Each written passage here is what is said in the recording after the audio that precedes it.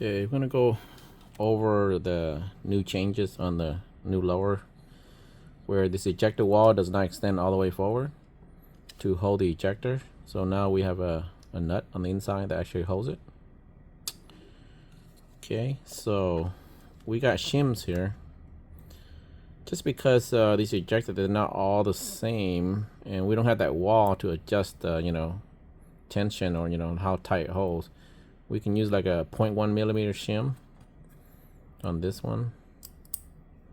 Okay, so once you get your trigger and hammer in, let the hammer fall forward, hook it under the hammer like that.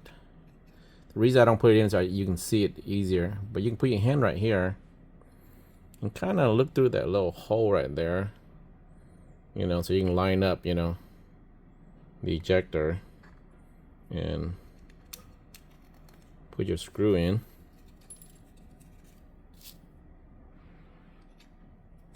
So it's a lot simpler installation having the screw on the outside. And of course, you got to put Loctite inside the hole in the nut and on the screw. But we don't want this backing off. And that little shim actually helps, to separate the ejector from the actual nut, so it doesn't like try to turn it to loosen it up. But the reason to do shim is kind of restricts how much this wiggle movement, So you can put 2 shims. So this is a 0.1 millimeter shim. I typically include, a couple in your package so you can adjust to see how tight you want this to be. This can probably use another shim. So I'll show the difference here.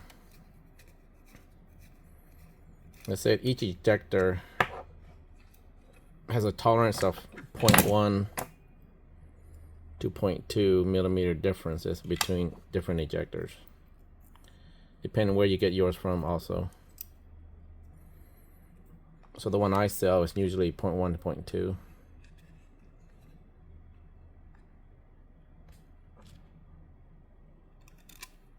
And you might not need a shim if your ejector is pretty thick.